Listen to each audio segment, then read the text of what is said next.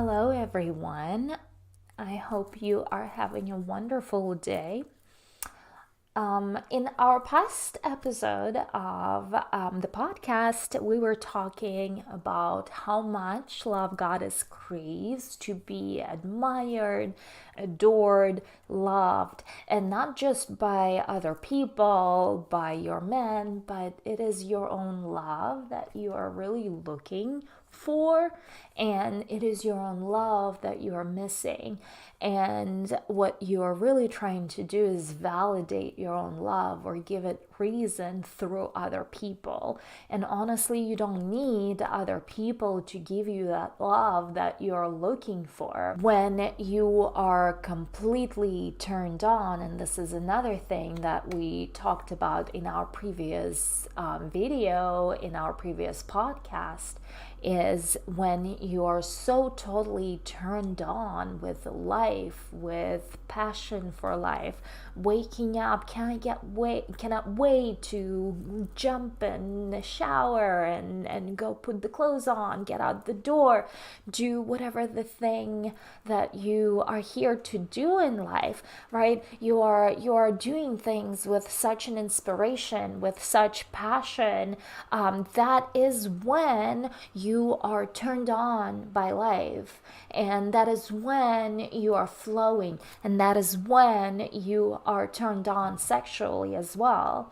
And so when you are turned on, you start building up that pressure, right? And that charge.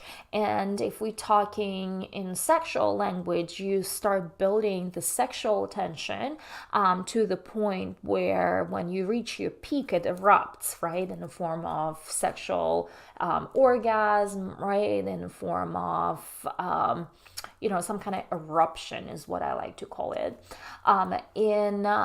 But sexual energy is really the same energy that's your life force energy. It's literally the same energy. It's not different. It is the exact same energy that you choose how you can use. You can empty it out and release it through sex, or you can choose to build it up and use it for something else, for another form of creation, right? Sex create kids. If you use your sexual energy or your erotic energy towards something else, that's your life force energy, right? If you use it towards something else, that is when you have the power to charge another area of your own life with that element of eruption, right? When you erupt that energy, when you express that energy, you release that energy into the world, and you charge with that charge that you have created, you have produced in your own body. You release that charge and you give that charge to something else. And that is why I'm calling this energy your power. When you're authentically connected to this energy, you are connected to your power, and you're literally charging that power with your own energy. And when you are applying that energy towards whatever it is that you want to apply, most people are not aware of what's going on. Most people don't think of sex or their sexual energy as something other than sex. Most people, the feedback that I get from most people, oh, it's an animal thing to do. We're animals. Well, fuck no, we're not animals. And no, we're so much more than that. And we are divine. We are these expressions of the God itself, right? Whether the God is woman or a man or whoever you think you are, or it's a mixture of both, it doesn't even matter, right? You are the expression of that creative force, but you are also in a physical world. You have the power to create in the material world. That is why you came here to create from the idea into the physical. That is why you're here. You are not here to live life and deal with reality. You're here to create that reality. That is why you were inspired to come here. When you were a little baby, you knew how this works. And then you started living life and you forgot and got disconnected from that knowledge. And now you think you have to face the reality and face your bills. And, when you were a little baby, you never cared who pays the bills because life was provided to you, right? And you forgot how to allow that being provided for works. You forgot, and you started controlling your life. You started controlling your life, and that's what caused all sorts of stress and struggle, because you introduced resistance into your life, into how you approach everything. And so I am here to tell you that when you are turned on by life, when you are within the flow of life, you are literally building up that energy, whether in a sexual way or in a life force way. And you have a choice to either, and by the way, it's not only applies to women, it applies to men, right? Men loves, if men waste their energy, their life force energy through ejaculation after watching porn, they waste their life force. In fact, it's actually worse for men because they get tired. There's literally a charge, the release of energy that is happening, the release of bodily energy, bodily fluid that happens, right? With women, it's similar, but women are they're more kind of like living in the spiritual, kind of like they're connected. So it's not like for men, they get actually depleted. There is only so many times, like, how they say, the more you, I used to read some stuff that says, like, the more, like, you ejaculate, the better your life gets, or the more stronger you become. No, bullshit. The more a man ejaculates, it actually depletes him. He only has so many supplies of that semen throughout the life.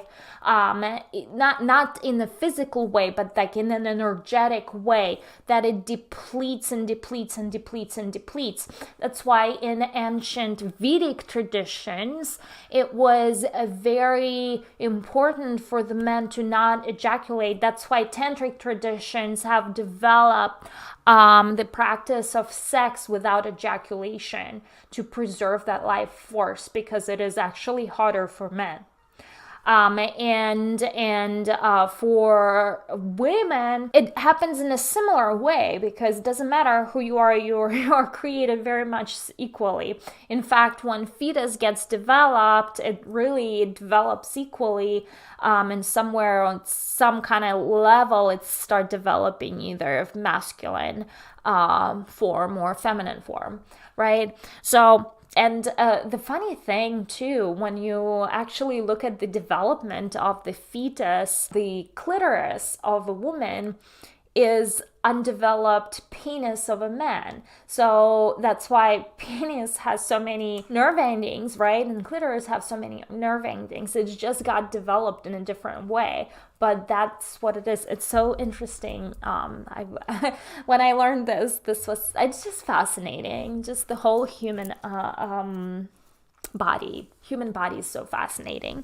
Anyway, we are talking about the eruption, and eruption happens when you build up your life force energy and you release that life force energy. And most people release it through sex unintentionally. They don't know what it's meant for. They don't know how it works. They don't understand that it's actually their true power that they're releasing, and they could use that power to create life events, to build their life, to manifest things. There is a thing called orgasmic manifesting, when you build up your sexual pressure or tension, and when you're releasing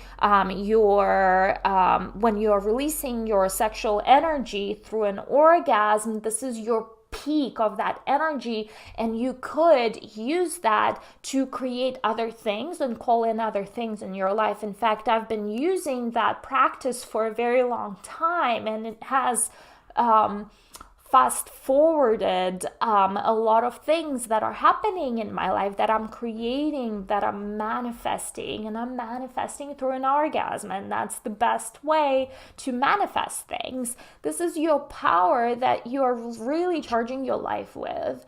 However, a lot of people don't know about this. They don't understand how sexual energy works. They don't know the spiritual aspect of things, and they think, oh, it's just animal instinct. It's not animal instinct. You are not animal, otherwise you would have 4 legs and a tail, right? And you would not be able to speak. And we are so much more than that. And just even knowing that, we can use that to our advantage, our sexual life force energy to our advantage in other areas. We could, it's called also sexual transmutation, and you could use to produce music, to produce arts, to produce other beautiful things in the world, to create business, to help other people through that. It's your power. You have so much power, such a concentrated energy that you're working with, that you should really be mindful how you are spending that energy, how you're releasing that energy. In fact, when I was a teenager, and I already knew about how this works, and I also knew that during sex, a man and a woman create energetic substance. This would be a subject for another podcast episode. There is a little too much going on there.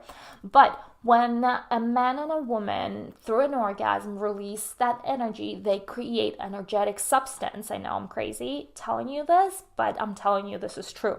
They release that energy, they create this energetic substance that without an actual body, conception doesn't happen, right? So when conception doesn't happen, that energetic being, where does it go? It just being produced, released into the energetic world, and it is living there, but they don't have a form, because there was no birth, there was no conception. So there is that energetic entity that a man and a woman produces each time they have sex and orgasm. Imagine how many of those humanity has produced over the lifetime, right, of beginning of times, right?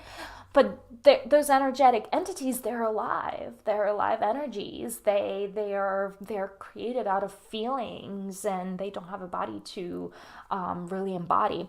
And so in the beginning, when I was a teenager, I was so weirded out about having sex, because that was kind of the path I was on, somewhere like in the age of 14, 15, 16, right? When you're starting to kind of like learn about yourself, your own sexuality. I was so freaked out about this particular idea. I didn't want to start creating those, because I know those little energetic entities, they're suffering really bad. They're alive energetic entities that are suffering. Didn't want to start